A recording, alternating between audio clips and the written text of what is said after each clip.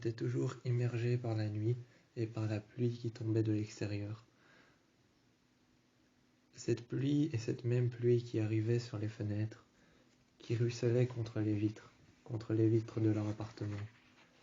Soho immergé dans le noir, par la clarté de la lune et par la pluie qui ruisselait contre les vitres. Dans leur appartement à eux deux, Derek et Styles dormaient.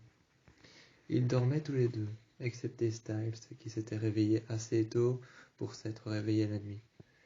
Pour s'être réveillé la nuit lorsque Soho était en train de s'être illuminé, lorsque les magasins s'ouvraient, que les fermetures allaient enfin être finies, que les luminaires allaient commencer à se réallumer. Les fermetures étaient finies, les magasins réouvraient, les néons et les autres luminaires se réallumaient.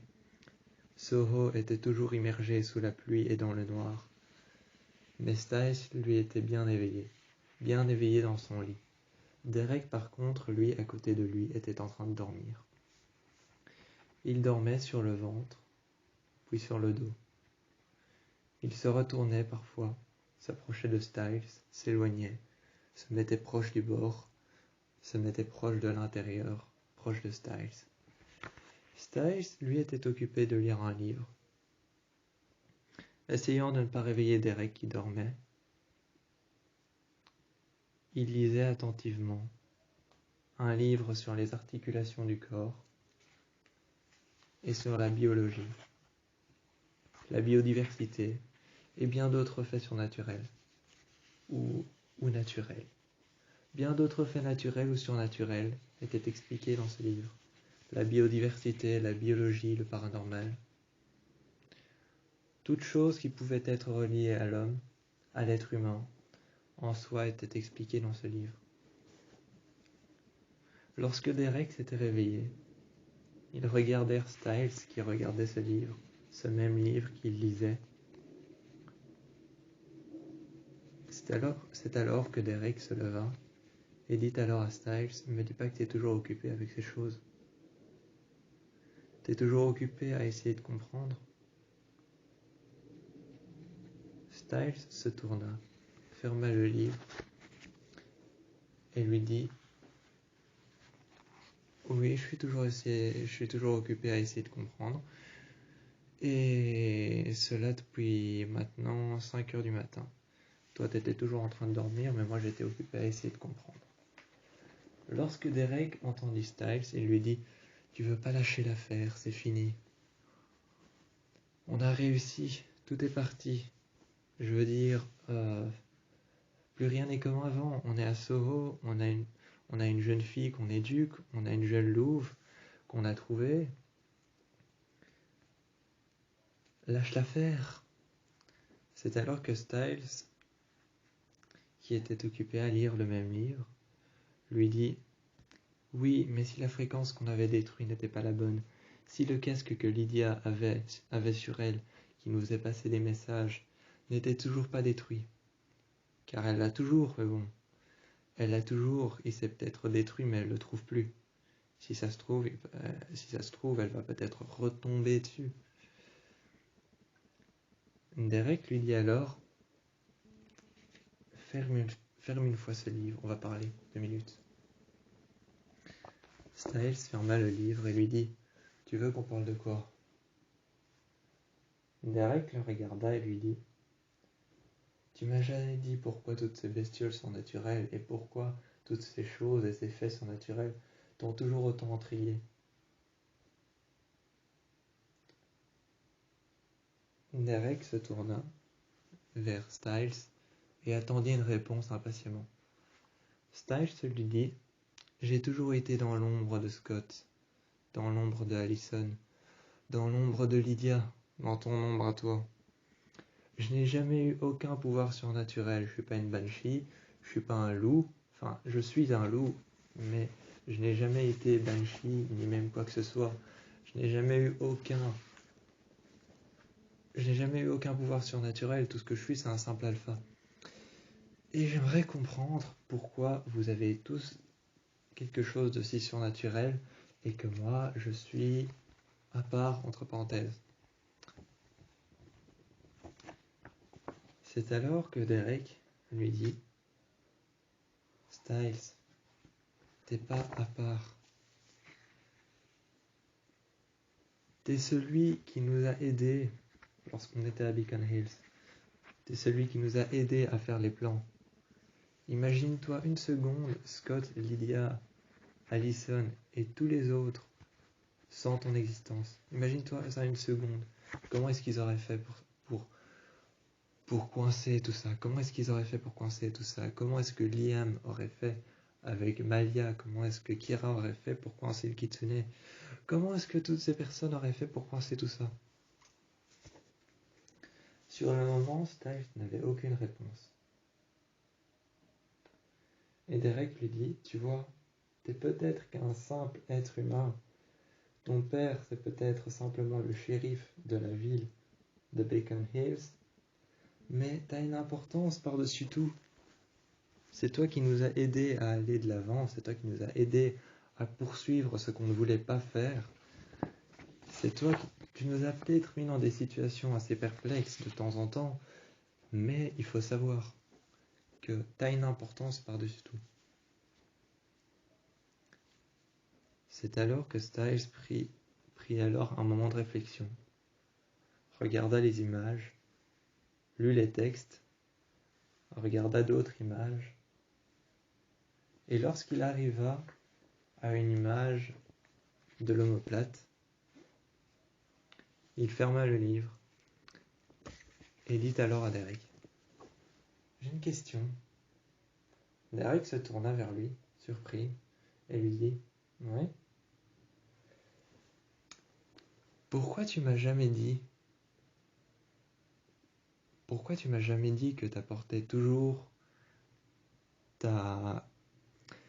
toujours apporté le malheur, la haine et la frustration ainsi que la douleur autour de toi?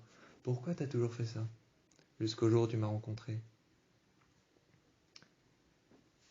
Derek s'est alors tourné vers lui et lui a dit, « Pendant toute ma vie, j'ai essayé de fuir mon passé. Pendant toute ma vie, j'ai essayé de fuir mon passé qui était perturbant. J'ai essayé de fuir et d'enfouir encore et encore la perte de mes parents, l'incendie que j'ai vécu, la perte de mes sœurs, la perte de ma famille. Tout ça, j'ai essayé de l'enfouir au fond de moi. Pendant une éternité, on m'a dit certaines choses comme par hasard. On m'a dit que certaines choses pouvaient être enfouies comme par hasard au fond du conscient et de l'inconscient psychique. On m'a dit que certaines choses pouvaient être enfouies à l'intérieur de nous, seulement si on arrêtait d'y penser. Alors je me suis dit que peut-être apporter ma bénédiction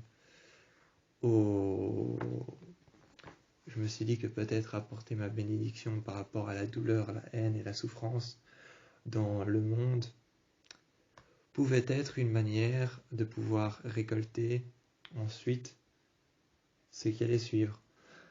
Car on ne le sait peut-être pas, mais la douleur apporte ensuite l'inverse de la douleur. On m'a toujours dit que la douleur apportait l'inverse de la douleur. C'est-à-dire que si je me sens très mal aujourd'hui, je sais que je vais le sentir bien demain. Donc j'ai toujours apporté la haine et la souffrance autour de moi, espérant qu'un jour j'apporterai la joie et la bonne humeur autour de moi. Ce qui est finalement arrivé le jour où je t'ai rencontré. Donc voilà. Styles continua à feuilleter son livre et lui dit « C'est pour ça que tu refaisais tout le temps et que tu te brûlais tout le temps les brûlures que tu te faisais, les blessures que tu te faisais, tu les soignais toi-même parce qu'en fait tu voulais toujours essayer de te faire mal, espérant qu'un jour tu n'aies plus mal pour pouvoir trouver un moyen d'être quelqu'un d'autre. C'est un peu ça. » Derek se tourna vers lui et lui dit « C'est un peu ça, ouais, j'ai toujours essayé de faire semblant d'être quelqu'un d'autre, d'apporter la douleur autour de moi pour essayer qu'un jour on apporte autre chose que la douleur autour de moi. Et le jour où je t'ai rencontré, c'est un peu ce qui s'est passé. » Lorsque Styles le regarda, mit sa main sur ses épaules, mit sa main sur son ventre et descendit le long de son, descendit ses mains le long de son ventre et dit à Derek, « Je commence à avoir mal. Oh, ça fait mal. Ça fait mal. Ça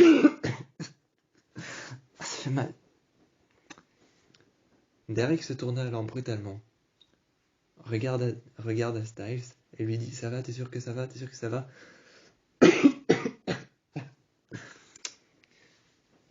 Abondamment, Styles se mit à tousser encore et encore. Il regarda sa main qui était couverte de sang. Avec son autre main, il prit la tache de sang qu'il avait en main.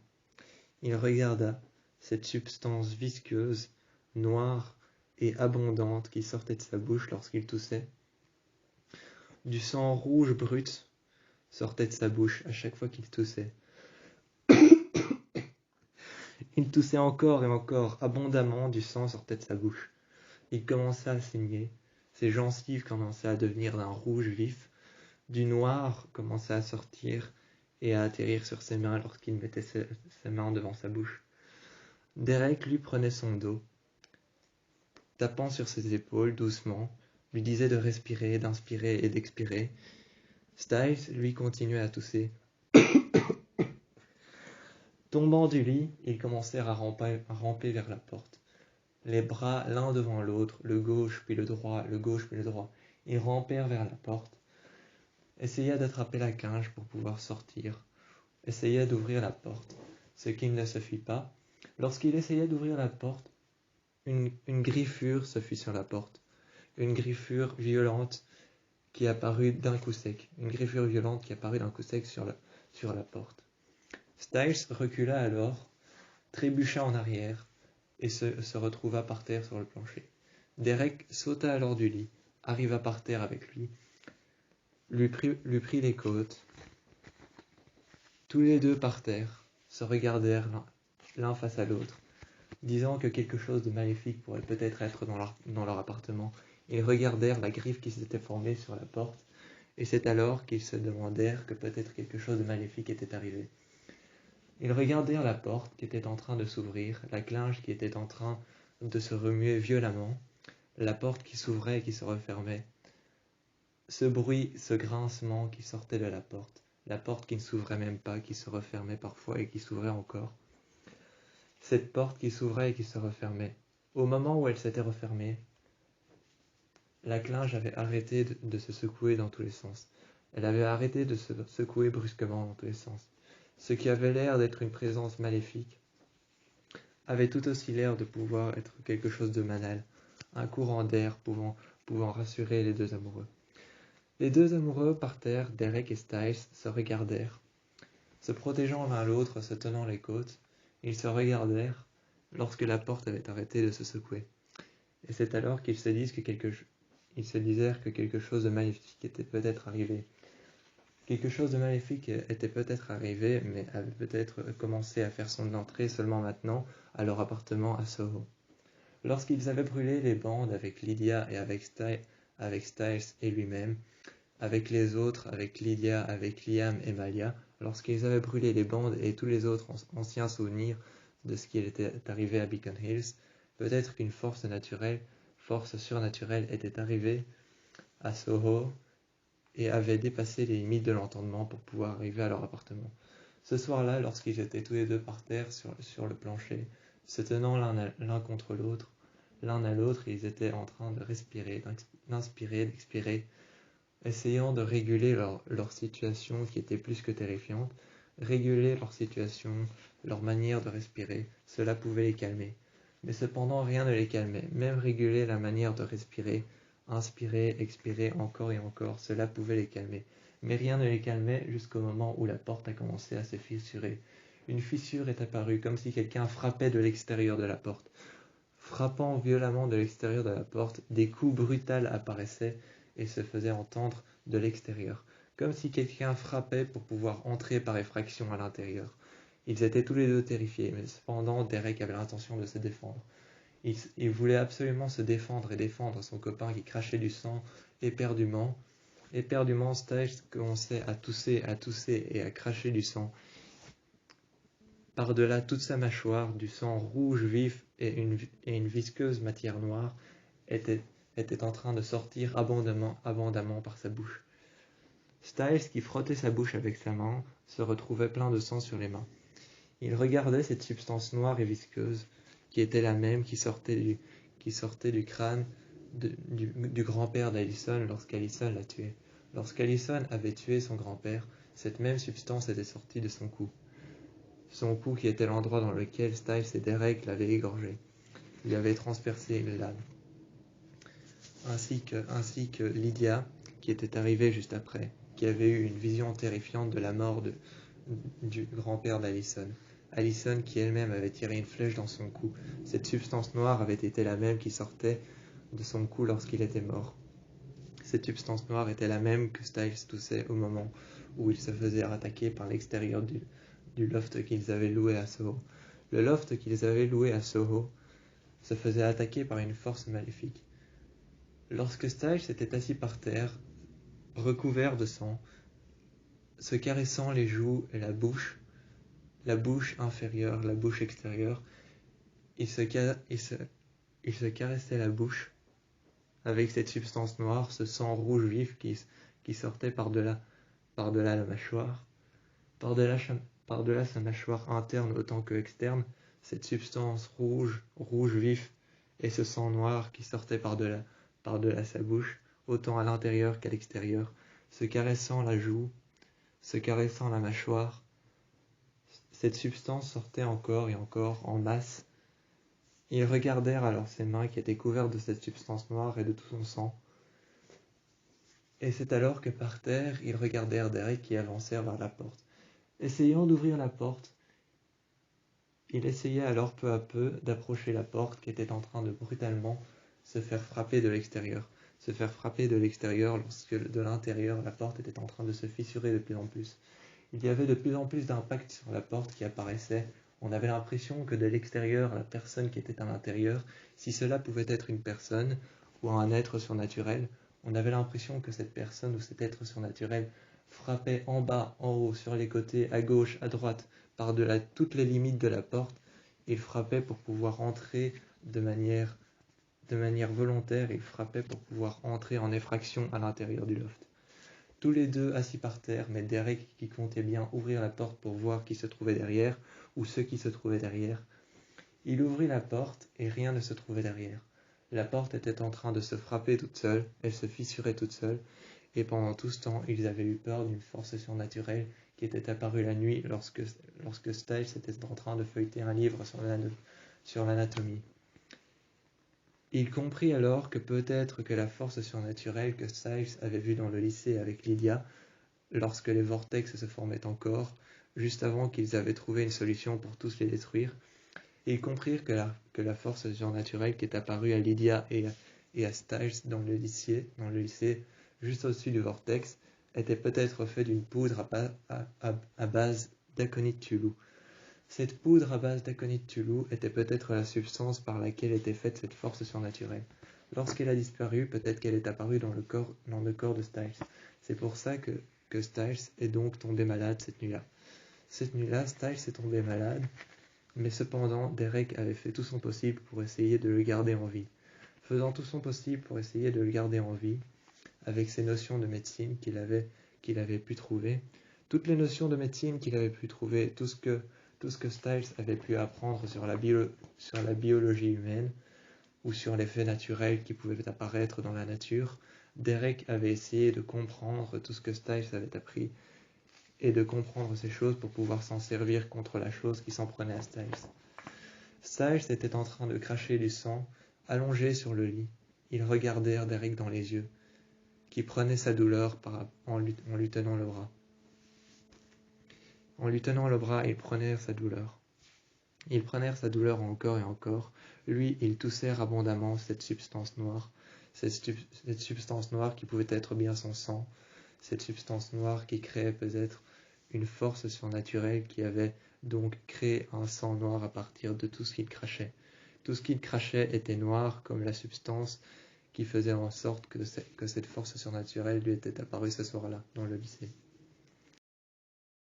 Plus tard, dans la maison de Lilia, lorsque les murs se mettaient à accroître des griffes qui se formaient sur les murs, des griffes qui se mettaient à accroître et à obscurcir tout l'intérieur de sa chambre, ces griffes et ce mur qui commençaient à accroître à l'intérieur, ces griffes qui se formaient, l'obscurité qui arrivait, les murs devenaient de plus en plus sombres, l'intérieur devenait de plus en plus sombre. Elle s'était finalement retrouvée dans le noir, un noir dans lequel elle ne s'était jamais retrouvée. Les griffes qui assombrissaient les murs et qui se mettaient à accroître les murs, créant des griffes énormes qui jonchaient les murs à travers lesquels on pouvait voir du sang couler. Des griffes qui se mettaient à accroître les murs, l'obscurité qui commençait à s'assombrir.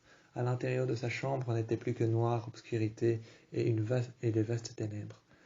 Elle ne voyait plus rien, elle n'entendait plus rien. Ceci étant dit, lorsqu'elle ouvrit les yeux à l'intérieur de l'obscurité, elle put voir Styles, endormi sur le lit, avec de vastes griffes dans le dos, qui lui jonchaient l'entièreté des omoplates.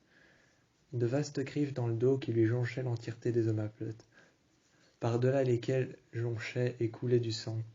Tout le long de son dos jonchait du sang noir et brut, rude comme le roche, jonchait du sang noir, séché sur ses côtes, par-delà lesquelles, à travers les griffes, on pouvait voir couler du sang rouge et brut, quasiment noir, couler à travers chaque griffure, chaque lacération. Cependant, Lydia n'arrêtait pas de crier. Elle criait au secours, comme si elle était à la place de Styles. Comme si elle souffrait pour lui. Elle savait que lorsqu'il ouvrirait les yeux, ce ne serait plus lui. Elle savait qu'il ne se réveillerait pas. Cependant, Derek faisait tout son possible pour pouvoir trouver un moyen de le sortir de ce coma. Ce coma fatal, comme il l'appelait, était l'endroit dans lequel il se trouvait. Le coma fatal, c'était un endroit entre deux mondes, entre la vie et la mort. Styles se trouvait actuellement entre la vie et la mort, dans un coma fatal dans lequel il pourrait peut-être ne plus jamais se réveiller. Personne ne savait ce qu'il avait. Cependant, Lydia, elle, dans sa chambre, était en pleine alternance entre la vie de Styles et entre sa mort à elle. Elle était en pleine alternance entre la vie de Styles, entre son futur, son passé et son présent, entre ce que elle ressentait actuellement. Les griffes qui se mettaient à accroître en profondeur les murs, qui marquaient avec de profondes précisions et qui faisaient joncher du sang à travers chaque lacération. Chaque lacération faisait joncher du sang sur le bord des murs. Ces griffes qui se mettaient à accroître les murs, l'obscurité qui se mettait à devenir de plus en plus noire, l'obscurité qui envahissait les chambres, Derek qui essayait pertinemment de réveiller Styles, Styles qui souffrait le martyre, se mettant à crier, à hurler, à se contorsionner sur lui-même. Il se contorsionnait sur lui-même, il criait, il hurlait. Lorsque sa jeune fille, la jeune louve de Styles, sa jeune fille arriva, demanda à son père, Derek, ce qu'il se passait, et regardèrent son propre père dans lequel il voyait dans son dos une sorte de bouton noir à travers lequel jonchait du sang noir, brut, à travers lequel ce sang coulait. Toutes les veines noires qu'il avait dans le dos se reliaient à cet endroit même. Le même endroit qui était le fin fond de sa colonne vertébrale. À travers le fin fond de sa colonne vertébrale se trouvait un endroit noir, une sorte de bouton volcanique à travers lequel on pouvait voir que ce liquide noir s'en allait. On pouvait voir que ce liquide noir s'en allait à travers cet endroit. Cette petite pustule volcanique qu'il avait dans le dos lui faisait atrocement mal, comme si on enfonçait un poignard, telle une clé à l'intérieur de tes omoplates. Comme si l'on enfonçait un poignard à travers tes omoplates, le tournant comme une clé une fois qu'il était à l'intérieur de tes tripes, l'enfonçant de plus en plus. Cette pustule, ce bouton qu'il avait à l'intérieur de lui, ce volcan qu'il y avait dans son dos, cette éruption cutanée qu'il y avait à l'arrière, ces boutons et ces éruptions cutanées qu'il y avait à l'arrière, remplis de noir, remplis de sang, qui ne faisaient que couler encore plus. Du liquide noir, du liquide rouge, du sang s'émanait et coulait de cet endroit. Il se contorsionnait dans tous les sens, essayant de faire en sorte que le lit ne touche pas son dos. Il criait, il hurlait, tout Beacon Hills, tout Soho pouvait l'entendre. Soho à Londres, Soho à New York entendait son cri.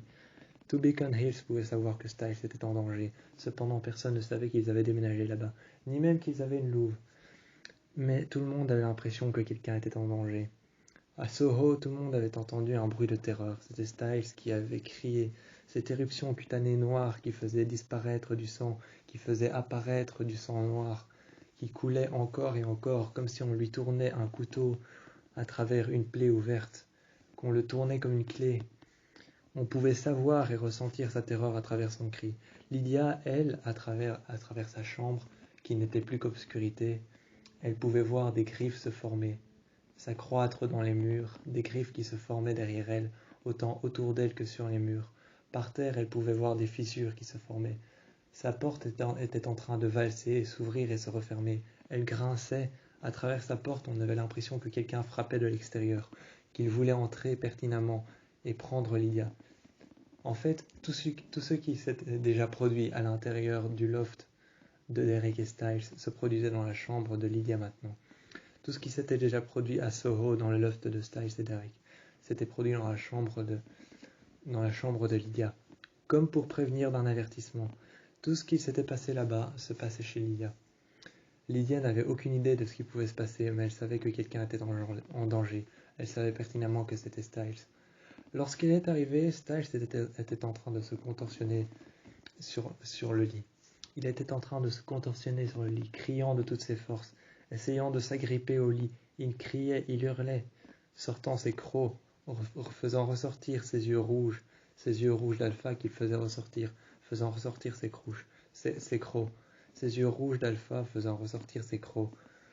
Il s'agrippait au lit, il mordait le bois, il mordait l'acier, il faisait des marques lui-même, il s'automutilait, il se contorsionnait, essayant de ne plus ressentir la douleur que lui provoquait cette chose. Il se provoquait la douleur lui-même, essayant de pouvoir faire en sorte que cette douleur disparaisse.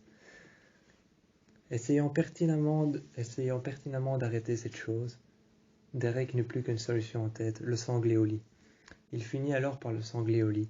C'est alors que Liam, Malia et les autres furent arrivés à Soho.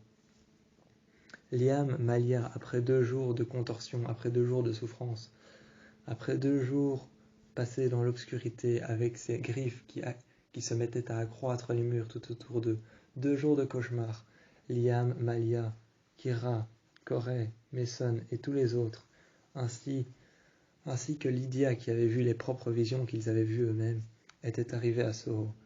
Essayant de le maintenir, telle une personne possédée, on ne pouvait plus rien faire. Mais cependant, il continuait à s'automutiler, il continuait à se débattre contre cette chose. Tout le monde savait qu'il allait s'en sortir vivant, mais un soir, il ferma les yeux et ne les réouvra plus. Ce soir-là, on l'a donc emmené à l'hôpital. Lorsqu'on l'a emmené à l'hôpital, on a su que c'était une maladie qui avait pris le pouvoir sur lui. Cette maladie s'était attaquée à ses poumons. C'était pour ça qu'au début, il avait commencé à cracher du sang. Cette maladie s'était attaquée à ses poumons. Une fois attaquée à ses poumons, cette maladie s'était déployée autre part, s'en prenant à son cœur, s'en prenant à ses sentiments, s'en prenant à ce qu'il voyait, s'en prenant à ses yeux, s'en prenant à ses organes, à son bras, à sa manière d'agir. Cette maladie avait pris une vaste horizon et s'en était pris à toute l'entièreté de son corps. Ayant pris une vaste horizon à travers tout son corps, la maladie s'en était pris à Styles de manière imbue de lui-même. Styles s'en était pris entièrement à lui-même. Cette maladie ne faisait plus qu'un avec lui-même. Il était donc temps d'essayer d'arrêter le mal par le mal. Essayant d'arrêter le mal par le mal, Derek fit alors appel à de plus grandes aides. Il fit alors appel à Melissa, la mère de Scott. Lui disant quoi faire, Melissa lui sortit alors tout un tas de choses à faire. Lui disant ce qu'il s'était déjà passé, ils racontèrent alors que Styles au début se sentait mal, toussait et ne savait plus réellement se transformer en loup. Il lui dit alors qu'aussi au final il a fini par tousser du sang. Lorsqu'il se mettait à toucher le sang n'était plus rouge mais noir. Il se mettait à tousser du sang et se mettait à avoir une voix rauque de temps en temps. Il ne savait plus se transformer, ni même avoir les yeux rouges d'alpha comme il les avait avant, mais cependant, dès que la maladie a évolué, il se mettait à avoir de plus en plus souvent les yeux rouges d'alpha. ces crocs d'alpha, aussi pointues qu'elles pouvaient être, ces crocs d'alpha apparaissaient de plus en plus, ses yeux d'alpha apparaissaient de plus en plus. Il criait, il se contorsionnait, il se retournait contre lui-même. C'est alors que Melissa de Beacon Hills lui dit quoi faire. Il faut tout d'abord que tu le sangles au lit, ce qui était déjà fait depuis longtemps, essayant de faire en sorte que Styles se fasse le moins de mal possible. Il l'avait donc sanglé au lit, essayant de faire en sorte que Styles se fasse le moins de mal possible. C'est alors que Melissa lui dit « Tu vas maintenant lui donner un calmant. Un calmant tout simple pour commencer, pour voir si ça fait effet. Si cela ne fait pas effet, tu prends un calmant d'une dose beaucoup plus appropriée et beaucoup plus évoluée. » C'est alors que le premier calmant ne fit pas effet. Ils continuèrent à se contorsionner et à essayer de se débattre contre cette maladie qui s'en prenait contre lui-même. De son plein gré, il se mit alors à s'automutiler. C'est alors qu'une deuxième dose fit accès à Styles. Derek prit une deuxième dose et enfonça l'aiguille alors dans la chair de Styles. Enfonça le produit dans ses veines, fit partir le produit dans ses veines et enfonça l'aiguille à travers son bras. La deuxième dose fit effet. Il se calma alors pendant un bref moment, mais après ce bref moment, il reprit contact avec la maladie. La maladie reprit contact avec lui, et c'est alors qu'il continua à crier, à s'automutiler. Il demanda alors à Melissa que faut-il faire si la deuxième dose ne prenait pas effet. Elle dit alors « Sanglez-le, essayez de faire en sorte qu'il ne se fasse pas mal. Pendant un certain temps, je vais essayer d'arriver et de faire en sorte que tout ça se calme. » Lorsque tout ça s'était calmé, Melissa était arrivée après 3 jours de voyage, elle était arrivée. Essayant de calmer Styles, le regardant dans les yeux, lui disant « Calme-toi, calme-toi, calme-toi ». Ses yeux étaient devenus blancs, réfléchissants comme des miroirs. Il se contorsionnait, il parlait une langue inconnue que personne ne pouvait comprendre. Ni même Derek, ni même Lydia ne comprenaient ce qu'il disait. Cependant, Malia avait peut-être estimé une chose qui pourrait peut-être être vraie. Peut-être qu'il ne parlait pas une langue que personne ne pouvait comprendre, ni même qu'on pouvait déchiffrer, mais peut-être qu'il parlait avec la fréquence des médecins de l'horreur. Personne ne savait réellement ce qu'il se passait. Cependant, il avait continué à s'automutiler, continué à parler cette langue étrangère. Mais cependant, Malia eut la bonne idée de noter tout ce qu'il disait, car peut-être que ce qu'il disait était la fréquence des médecins de l'horreur. Une fréquence qu'on pourrait peut-être utiliser contre eux afin de se battre contre eux et de trouver une paix, un moyen de pouvoir les détruire et un moyen de pouvoir détruire ce casque qui voulait à tout prix nous faire passer un message et nous remettre sur la route du Zodiac. Le tueur du Zodiac était peut-être perdu et avait peut-être été perdu à jamais, mais cependant tout ce qu'il disait avait un lien avec les médecins de l'horreur et ce qu'il s'était passé avant. On avait réussi à répandre les énigmes à travers le jardin d'ébène. À travers le jardin d'ébène qu'on avait traversé dans la forêt ce soir-là où on avait vu les Wendigo, on avait réussi à résoudre chaque énigme dans le jardin d'ébène. Mais la seule solution était d'y retourner, de rapporter un verre d'eau, de l'eau cristalline qui réfléchissait à travers les totems. L'eau cristalline qui était sur la plage qu'il y avait dans le jardin d'ébène était une eau spéciale qui avait été créée par Dieu lui-même. Dieu lui-même avait créé cette eau. C'était une eau qui avait des pouvoirs et des vertus de guérison. Cette eau était une eau cristalline faite à base de diamants, faite à base d'émeraudes et de pierres précieuses. Cette eau avait un pouvoir de guérison de n'importe quelle maladie. N'importe quelle maladie pouvait être guérie par le simple fait de boire cette eau. Il fallait retourner au jardin d'ébène. Mais cependant, personne ne savait comment retourner au jardin d'ébène aussi vite. Personne ne savait comment faire pour retourner au jardin d'ébène aussi vite. Mais lorsque Styles eut fini de marmonner cette langue étrangère, lorsque Styles eut fini de parler dans une langue étrangère que personne ne comprenait, lorsqu'il eut fini de marmonner cette langue, Malia décrypta alors un passage qu'il avait dit qui disait qu'on pouvait ouvrir un portail de Soho à l'endroit auquel on se trouve, que ce soit Soho à New York ou que ce soit Soho à Londres. On pouvait ouvrir un passage de l'endroit auquel on se trouve pour accéder directement à la mer du jardin d'ébène. Ce qui nous permettra d'ouvrir ce passage, serait entièrement le texte que rédigeait Styles lors de son coma, lors de son combat contre la maladie. Styles était en train de parler d'un texte entièrement rédigé en latin écrit à l'envers, un latin qui avait été rédigé par le diable. Le diable lui-même avait rédigé un latin qui avait été créé et écrit à l'envers. Ce latin permettrait apparemment d'ouvrir une porte vers le jardin d'Éden, dans lequel nous pouvions y récupérer un verre de cette eau si précieuse créée par Dieu lui-même, cette eau qui avait le pouvoir de guérison. C'est alors que seulement plus tard, à minuit 1, on ouvrit un portail dans l'appartement. Mais il fallait garder un pied dans notre monde pour pouvoir y accéder. On eut fini de trouver un moyen d'ouvrir le portail seulement lorsque Malia eut fini de trouver un moyen d'ouvrir le portail. Elle eut accès à ce portail et au jardin d'Éden. Mais il fallait garder un pied dans notre monde pour pas se perdre dans le jardin d'Éden, car cet endroit surpuissant était autant force de bien-être. Il était autant force de bien-être que de mal-être. Il avait des vertus naturelles autant que surnaturelles. Cet endroit était surnaturel, était malsain, mais était tout aussi bien en représentation du jardin d'Éden qui est la représentation du bien. Cet endroit, en fait, était entièrement l'endroit qui représentait le mal autant que le bien. Il représentait le mal autant que le bien. C'était une alternance entre les deux. On ne savait pas à quoi s'attendre derrière, donc garder un pied entre notre monde et le jardin d'Éden était fatal. Il fallait garder un pied dans notre monde pour pouvoir traverser le jardin d'Éden, qui était autant une source de mal-être que de bien-être. Cet endroit dans lequel on a récupéré l'eau cristalline, comme l'appelait l'endroit. Le passager appelait l'eau de cet endroit l'eau cristalline. L'eau cristalline, lorsqu'on eut récupéré un peu de cette eau, on la fit boire à Styles, qui récupéra tout de suite. Il reprena les couleurs normales de son corps, et ses veines noires dans son dos disparaissaient aussi vite qu'elles lui étaient apparues. Les veines noires dans son dos disparaissaient aussi vite qu'elles lui étaient apparues. Les éruptions cutanées disparaissaient.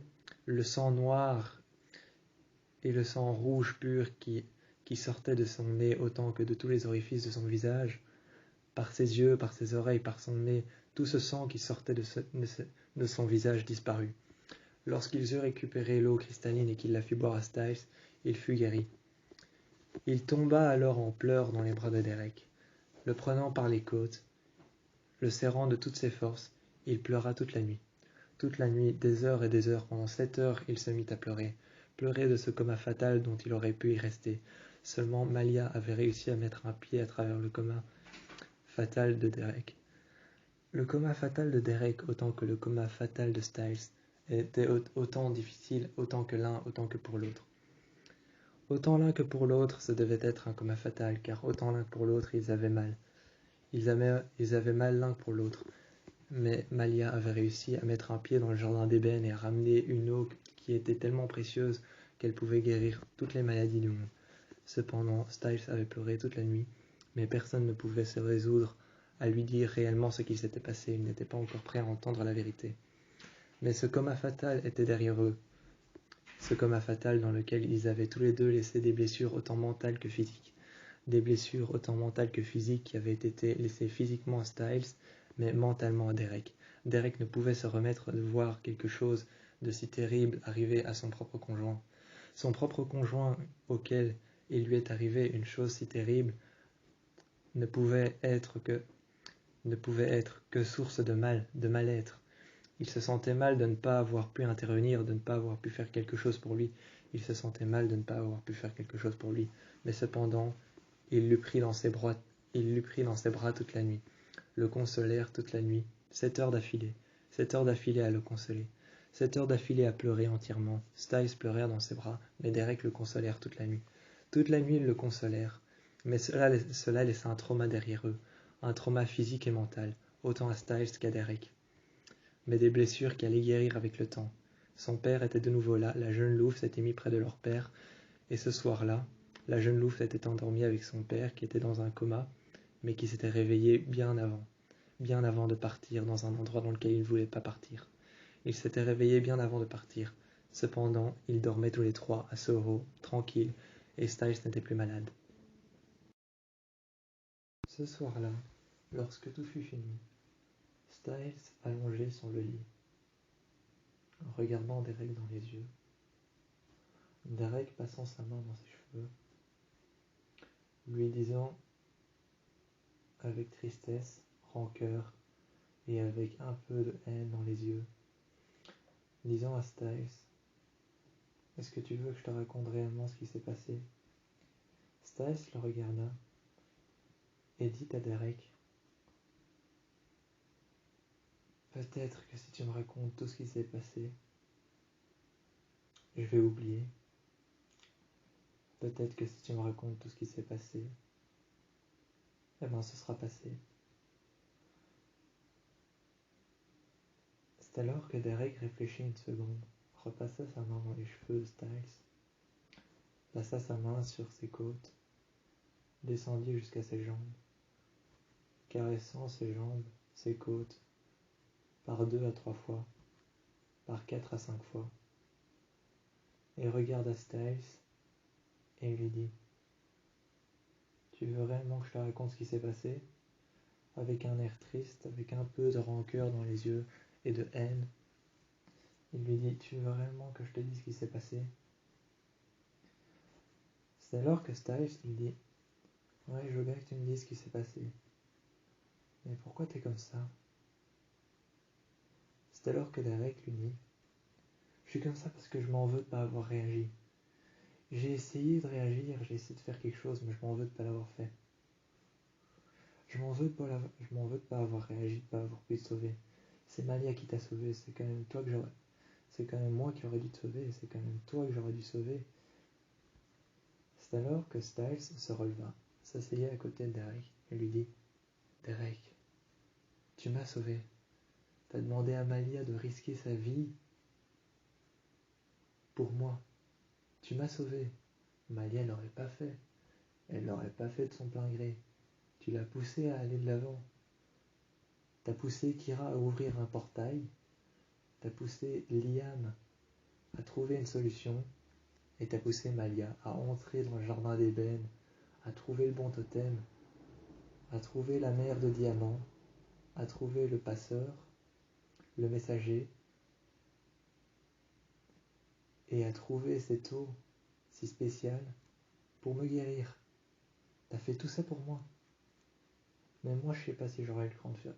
Je sais pas si j'aurais eu le cran de faire ça pour toi. C'est alors que Derek se tourna et dit, oui, mais je m'en veux quand même parce que c'est pas moi qui t'ai sauvé. Et puis, en plus de ça, quand tu le racontes, j'ai mis la vie de Kira, j'ai mis la vie de Liam et j'ai mis la vie de Malia en danger pour toi. C'est alors que Styles se tourna, caressa les cheveux de Derek, et c'est tout en tenant sa tête sur le côté légèrement, en caressant ses cheveux, qu'il dit en les regardant dans les yeux, Derek, s'il le faudrait, je mettrais ma vie en danger et celle des autres, pour te sauver toi à mon tour, après ce que t'as fait pour moi. Et c'est alors que Derek lui raconta tout. Il lui raconta tout. Tout d'abord, t'as commencé à tousser du sang, mais tu t'en rendais pas compte. Ensuite, tu m'as demandé légèrement avec une voix sanguinolente, tu m'as demandé s'il y avait quelque chose qui n'allait pas. Et j'ai réellement vu qu'il y avait quelque chose qui n'allait pas parce que t'avais les yeux qui pleuraient du mercure, t'avais du sang qui te passait par la bouche. Lorsque tu toussais, t'avais du sang noir et brut, rouge et profond qui arrivait dans ta bouche. Tu toussais de plus en plus fort et t'avais la voix de plus en plus rauque, t'arrivais plus à te transformer, t'arrivais plus à devenir un alpha, t'arrivais plus à devenir un loup, et tes yeux d'alpha ont commencé à réapparaître lorsque c'est devenu encore plus terrifiant. Ton dos était rempli d'éruptions cutanées qui transperçaient et qui faisaient apparaître dans ton dos du sang et un liquide noir comme du goudron. Donc t'étais réellement mal, tu te contorsionnais, tu criais par-dessus tout atrocement fort. Tout Soho t'a entendu. et tu faisais des cauchemars terribles pendant la nuit. J'ai dû te sangler au lit et franchement, c'était quelque chose que j'ai pas aimé faire. Même moi, ça m'a laissé des traumas alors que j'ai fait des choses énormes. Alors même moi, ça m'a laissé des traumas, surtout le fait de ne pas avoir pu t'aider. Le fait de ne pas avoir pu t'aider, c'est quelque chose qui a laissé le plus gros trauma chez moi. C'est le fait de ne pas avoir pu t'aider.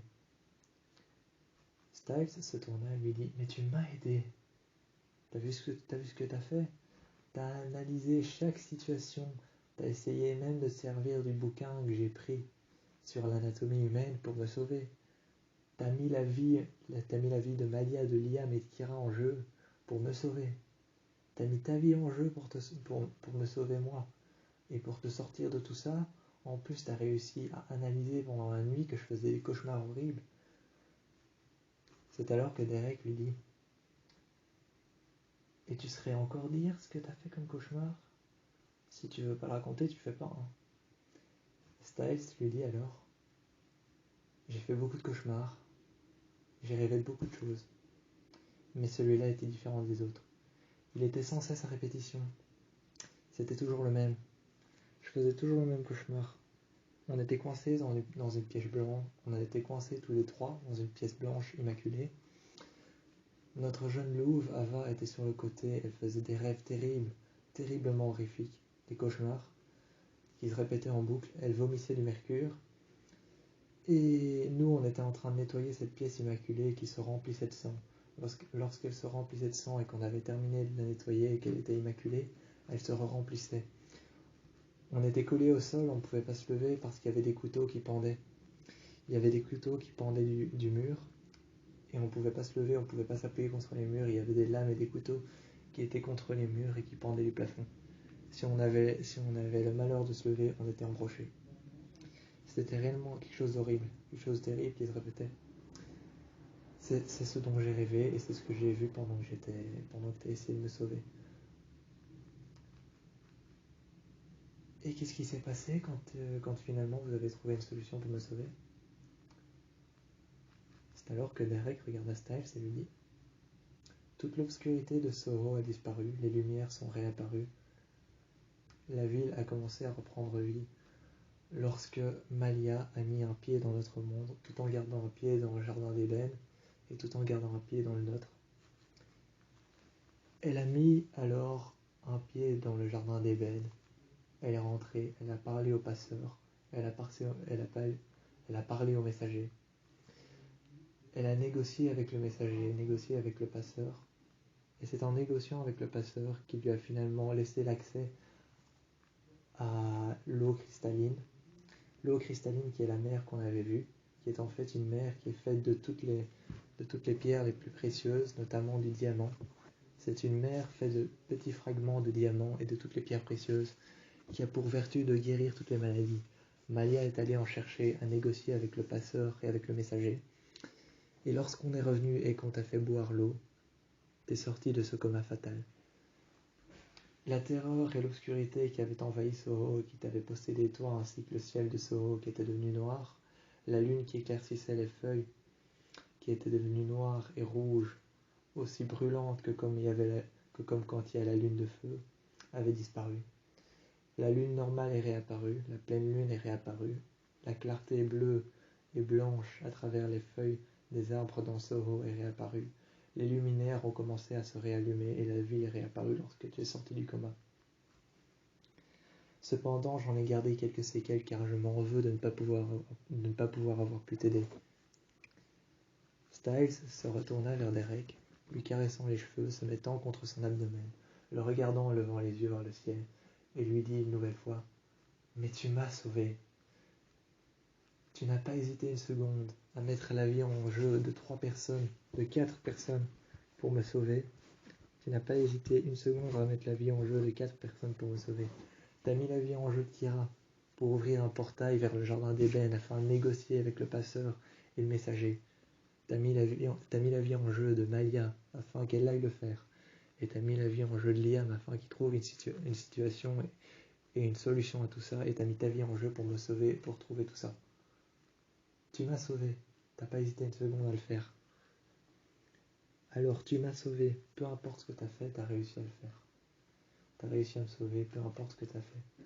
T'as peut-être pas l'impression de l'avoir fait, mais t'as réussi à me sauver. T'as mis la vie en jeu de 5 personnes, moi jamais j'aurais fait ça. Jamais j'aurais eu le cran de faire ça, je sais même pas si j'aurais eu le cran de faire ça. Tout ce que j'aurais fait, c'est que j'aurais trouvé des réponses dans des bouquins. J'aurais essayé de trouver des réponses dans des bouquins alors qu'on sait que les solutions, que les réponses ne sont pas toujours là. Moi, je suis toujours à fond dans les bouquins, dans les livres et dans les solutions que je crée moi-même. Je crée des plans moi-même avec des astuces et des solutions que je trouve.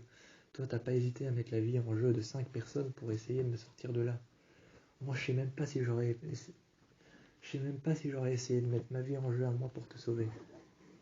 Parce que j'ai eu tellement l'habitude que toi, tu te sauves tout seul et tu te crées des en... tu as tellement l'habitude de te créer des emmerdes tout seul que je sais même pas si j'aurais eu la patience de pouvoir mettre la vie en jeu d'autres personnes pour pouvoir te sauver parce que j'aurais eu la certitude que tu l'aurais fait tout seul. T'as toujours mis ta vie en jeu tout seul. T'as toujours essayé de te sauver tout seul. Donc, je sais même pas si j'aurais essayé de mettre la vie de qui que ce soit en jeu pour te sauver. T'as toujours tout fait tout seul et moi j'ai toujours fait avec l'aide de ce que je sais déjà. Donc, oui, tu m'as sauvé. Et ce soir-là, après tout ce qui s'est passé, je sais qu'on va pouvoir dormir tranquillement. Ce soir-là, lorsque Soho récupéra sa lumière à travers toute l'obscurité qui avait envahi Soho, à travers toute l'obscurité qui avait envahi Soho, ce soir-là, Soho se réalluma. Chaque néon, chaque lumière, chaque magasin, chaque boîte de nuit, chaque restaurant, la nuit refit son entrée. Chaque néon, chaque arpin de lumière, chaque terrain de lumière se réalluma. Le vert, le bleu, le jaune, toutes les couleurs qu'il y avait à Soho, autant que les anciennes lumières, autant que les nouvelles lumières, les nouveaux luminaires, les nouveaux magasins, autant les anciens que les nouveaux, reprenaient vie lorsque Styles était de mieux en mieux placé. Lorsque Styles était de mieux en mieux placé et de mieux en mieux en lui, Soho reprenait vie. Styles se sentait beaucoup mieux depuis cette nuit-là. Il reprenait vie, il reprenait les couleurs qu'il avait avant. Il savait à nouveau se transformer en alpha. Il avait récupéré le pouvoir de retrouver ses yeux rouges, ses yeux d'alpha qu'il avait retrouvés avant, qu'il avait perdus avant et qu'il avait retrouvés. Ses yeux d'alpha, il les maîtrisait à nouveau. Ses crocs, il les maîtrisait à nouveau. Le contrôle de soi-même, le self-control et le fait de se contrôler en tant qu'alpha était revenu à lui. Il avait retrouvé ses couleurs, Soho avait retrouvé ses couleurs. La luminosité de la nuit de Soho était réapparue. La ville dans laquelle ils habitaient avait repris vie, et la jeune louve était près de ses 2 parents, entre ce pelage noir et blanc dans lequel elle se trouvait tous les soirs et dans lequel elle dormait. Paisiblement, la nuit reprenait vie. La nuit éclairée par les néons et les lumières vives de Soho, les restaurants, les magasins autant que tous les luminaires qui décrétaient que c'était clairement la ville de Soho, reprenait vie lorsque Styles s'endormait peu à peu. Une fois endormis dans un sommeil paradoxal, tous les deux en train de rêver de ce qu'ils allaient faire demain. Le lendemain, leur jeune fille les réveilla, courant sur leur lit, leur disant qu'il était temps d'aller s'entraîner en forêt, qu'il était temps d'aller apprendre à comment devenir un vrai oméga. Leur jeune fille les réveilla tous les deux, leur disant qu'il était temps d'apprendre en forêt à devenir un vrai oméga, à devenir une vraie oméga. Elle savait comment faire, elle savait quoi faire, elle savait ce qu'elle voulait faire. Cependant, ses 2 parents étaient prêts à lui apprendre comment faire et comment apprendre le self-control. Ils étaient donc partis en forêt, et ce soir-là, la vie avait repris son cours. La vie avait repris son cours lorsque Styles et Derek avaient emmené leur jeune fille, leur jeune louve, s'entraîner à devenir une vraie oméga. Elle n'attendait que ça, cet entraînement avec ses 2 parents. Pouvoir devenir une vraie oméga, pouvoir enfin passer un level au-dessus. Prendre exemple sur ses 2 parents, qui sont 2 alphas, un noir et un blanc. Prendre exemple sur eux deux. Elle savait que la vie qu'elle avait maintenant, en s'endormant le soir près de ses 2 parents, entre ce pelage noir et ce pelage blanc, entre ce pelage noir et ce pelage blanc dans lequel elle s'endormait tous les soirs, elle savait que lorsqu'elle allait les réveiller demain matin, qu'elle allait pouvoir apprendre à être une vraie oméga dans la forêt de Soho. Elle savait que ce soir-là, Lorsqu'il s'endormirait, elle pouvait apprendre à être qui elle sera vraiment. Le soir, elle s'est donc endormie dans un sommeil paradoxal entre le pelage noir et blanc de ses deux parents. Styles et Derek en ont fait de même. Et Soho en a fait de même en s'éclairant de toutes les lumières possibles. Ce soir-là, Soho avait repris vie. Lorsque Styles, lui, avait repris vie, Soho avait repris la vie qu'elle avait avant.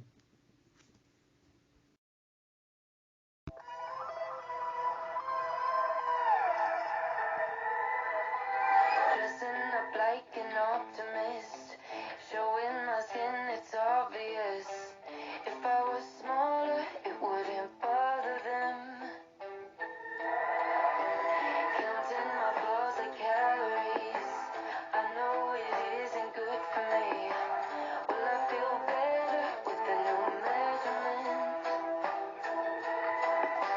If I can't have the chemicals, I need something to control. Round and round we go. In the fun house, I can never tell what's real. Break the mirrors, now I'm looking how I feel. Lost in my action, I'm in the background, wondering when they'll notice me. In the fun house,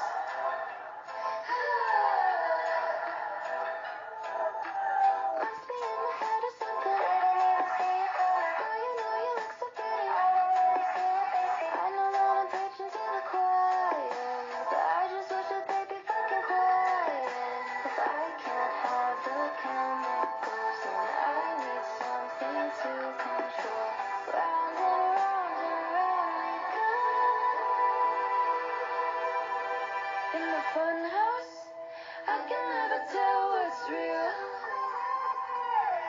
Break the mirrors, now I'm looking how I feel. Lost in my